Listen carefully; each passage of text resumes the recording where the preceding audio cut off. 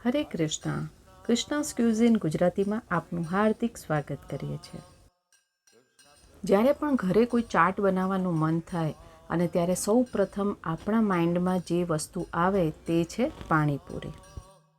ઘણા બધા લોકો પાણીપુરીની પૂરી બહારથી લાવવાનું યોગ્ય ગણતા હોય છે, કારણ કે ઘરે બનાવતા ખૂબ જ વાર લાગે અથવા ક્રિસ્પી નથી બનતી, ફૂલેલી નથી થતી. તો આજની આપણી રેસીપી છે જે નો ફેલ રેસીપી છે. 100% ક્રિસ્પી પૂરી તમે ઘરે જ એક જ વખતમાં બનાવી શકશો. તો ચાલો બનાવવાનું શરૂ કરીએ. તો પાણીપુરીની પૂરી બનાવવા માટે સૌપ્રથમ આપણે લઈ લઈશું 1 કપ જેટલો જે કકરો અથવા તો તમે જેને જાડો કહી શકો તેવો રવો અથવા તો સોજી વાપરવાનું છે. આને બિલકુલ ઝીણાવાળો નથી વાપરવાનો.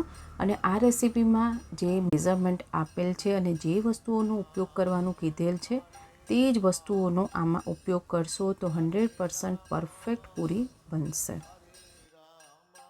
તેની સાથે અહીંયા 4 ટેબલસ્પૂન જેટલો મેદો લીધો છે. બંને વસ્તુ સરસ રીતે મિક્સ કરી લઈએ. અને મેદાની જગ્યાએ ઘઉંના લોટને નથી વાપરવાનો, અહીંયા મેદાનો જ ઉપયોગ કરવો જરૂરી છે. હવે આમાં અડધો કપ જેટલું એકદમ ગરમ જે પાણી ઉકળતું હોય તેવું પાણી આમાં ઉમેરવાનું છે. તો અડધો કપ જેટલું ઉમેરી દઈએ.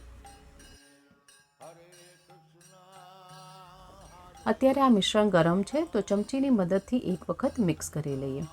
આમાં થોડુંક નવસેકું ગરમ પાણી અથવા તો નોર્મલ પાણીનો ઉપયોગ બિલકુલ નહીં કરવાનો, ઉકળતું જ પાણી આમાં રેડવાનું છે. હવે લોટને એકદમ કેળવી લેવાનો છે.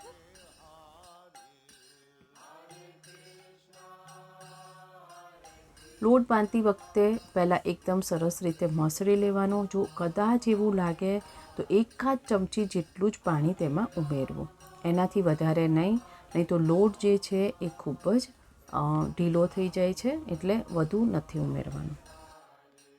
લોટ આ રીતે બંધાઈ જાય એટલે 1 થી 2 મિનિટ માટે તેને મસળી લેવાનો.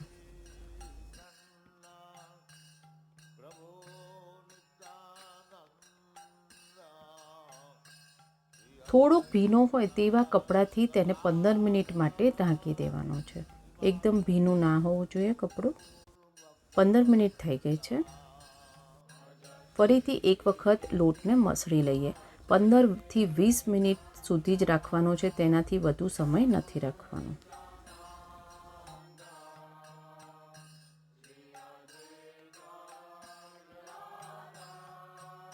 સરસ રીતે મસળી જાય એટલે તેને આ રીતે નાના નાના લુવા બનાવી દઈએ.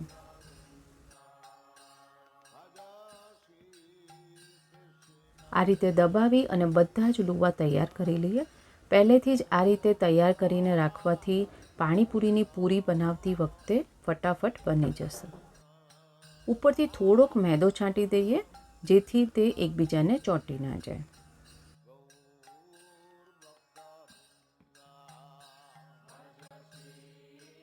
હવે પૂરી વણતી વખતે બીજા જે લુવા હોય તેને આ રીતે કપડાથી ઢાંકીને જ રાખવા, સુકાવા ના જોઈએ.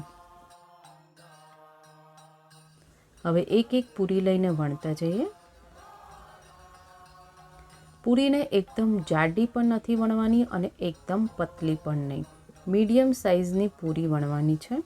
તમે આ રીતે ઓવલ શેપમાં અથવા ગોળ પણ પૂરીને બનાવી શકો છો.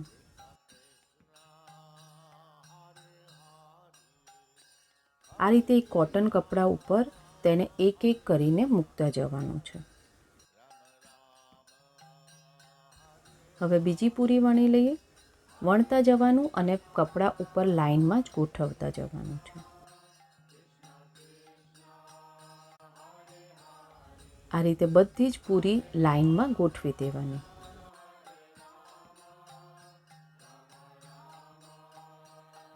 બધી જ પૂરીને આ રીતે વણી લીધી છે. હવે એક પછી એક તેને તળવાની છે અને આ રીતે લાઇનમાં ગોઠવી છે જેથી આપણે સરળ પડે.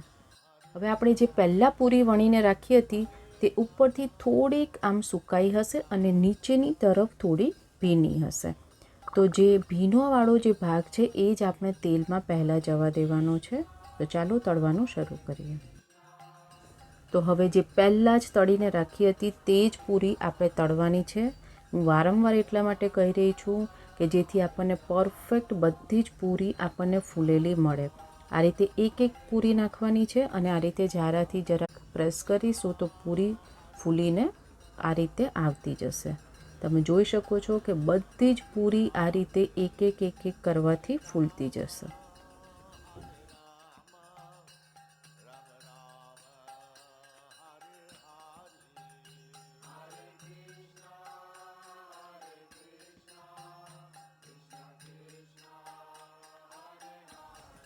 હવે તેને ગોલ્ડન અને ક્રિસ્પી થાય ત્યાં સુધી તળવાની છે. ધ્યાન રાખવાનું કે બિલકુલ હાઈ ફ્લેમ પર નથી તળવાની, લો ટુ મીડિયમ ફ્લેમ પર જ તેને તળવાની છે, જેથી કરીને એ લાંબા સમય સુધી ક્રિસ્પી રહે. અહીંયા તમે જોઈ શકો છો કે પૂરી તળાઈને બિલકુલ તૈયાર છે, ક્રિસ્પી અને ગોલ્ડન થઈ ગઈ છે. તેને એક કાણાવાળું જે વાસણ હોય તેમાં લઈ લેવાની છે. આ જ રીતે બધી જ પૂરી તળી લઈએ અને તમે જોઈ શકો છો કે બધી જ પૂરીઓ એકદમ ફૂલીને સરસ રીતે ઉપર આવી રહી છે. અને હું ગેરંટી સાથે કહું છું કે તમે આ રીતે પૂરી બનાવશો તો દરેક પૂરી તમારી 100% ક્રિસ્પી જ બનશે.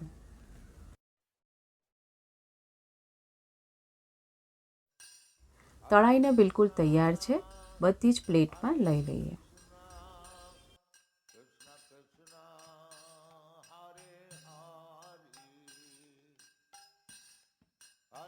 પૂરીને આ રીતે સ્ટ્રેનરમાં કાઢીને રાખીશું તો જે વધારાનું તેલ છે એ નીતરી જશે અને આ મેઝરમેન્ટથી તમે 80 જેટલી પૂરી બનાવી શકો છો.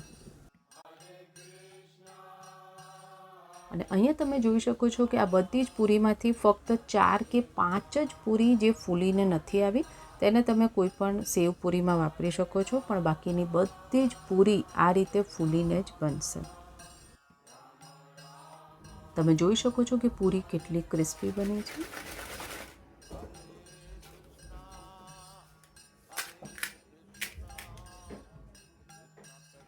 આ સાથે આપણે તેનું પાણી અને મસાલો પણ શીખીશું.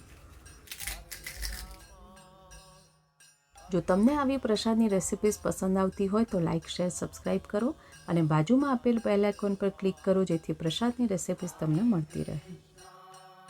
આવો સાથે મળીને જપીએ હરે કૃષ્ણ, કૃષ્ણ કૃષ્ણ હરે હરે, હરે રામ, રામ રામ, હરે હરે.